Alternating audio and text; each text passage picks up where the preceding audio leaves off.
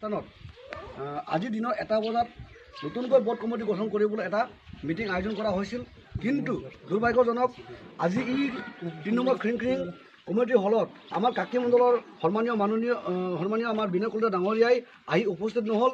তেওঁ বোলে আকৌ কোনোবা আন এটা জাগাত আমাৰ কংগ্ৰেছী যোৱা পঞ্চায়তত কংগ্ৰেছৰ ৱাৰ্ড মেম্বাৰ হোৱা আৰু লগতে কংগ্ৰেছী কেইজনমান ব্যক্তিক লৈ তেওঁ বোৰ্ড কমিটি গঠন কৰিছে বুলি মই শুনা পাইছোঁ। মই আজি বহুত লজ্জিত পাইছোঁ, মই দুখ পাইছোঁ যে মই নিজে চিন্তা কৰিছোঁ যে মই এই 5টা বছৰৰ মই পঞ্চায়ত কেনেকৈ মই শাসন কৰিম, যে এনেকৈ যদি আমাৰ কাকি মণ্ডলৰ পৰা যদি মোক ইমান যদি এটেক দিয়ে।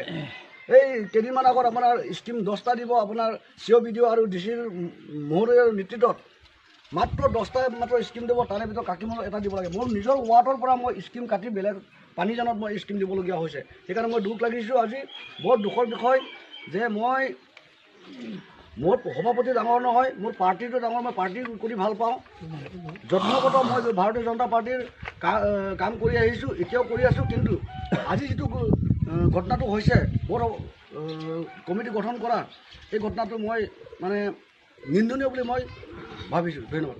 মানে য'ত সভা স্থান দিছিলে আজি ভোট কমিটি গঠন কৰিব, তাত নকৰি বেলেগ আন ঠাইত এটা কংগ্ৰেছী ঠাইত তাতেই মানে য'ত নেকি কংগ্ৰেছীৰ ৱাৰ্ড মেম্বাৰৰ ঘৰ, জাহাংগীৰ LP স্কুল অফিচ আছিল, কংগ্ৰেছৰ অফিচ আছিল। এই অফিচৰ লগতে লাগি থকা এটা LP স্কুলত প্ৰাথমিক বিদ্যালয়ৰ খেলপথাৰত তেওঁলোকে ভোট কমিটি গঠন কৰি গৈছে বুলি মই শুনা পালোঁ। কিমান নম্বৰ ৱাৰ্ড ভোট কমিটি গঠন কৰা হৈছিল?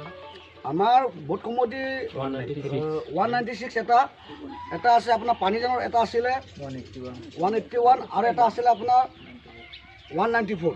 এই 3টা নতুনকৈ ভোট কমিটি গঠন হোৱাৰ কথা আছিল। কিন্তু কমিটি অলৰেডি আমাৰ কাকি মণ্ডলৰ উপসভাপতি তথা আমাৰ গাঁও পঞ্চায়তৰ প্ৰভাৰী নিপেশ চন্দ্ৰ বৰাৰ নেতৃত্বত আজি 3 দিনৰ আগমুহূৰ্তত এইখিনি কমিটি অলৰেডি গঠন কৰা হৈছিল। কাকি মণ্ডলৰ জেনেৰেল ছেক্ৰেটাৰী আৰু কাকি মণ্ডলৰ উপসভাপতি তথা খাগৰিজান লালমাটি গাঁও পঞ্চায়তৰ প্ৰভাৰী নিপেশ চন্দ্ৰ বৰাৰ নেতৃত্বত 3 দিনৰ আগত অলৰেডি এইটো কমিটি গঠন কৰা হৈছিল।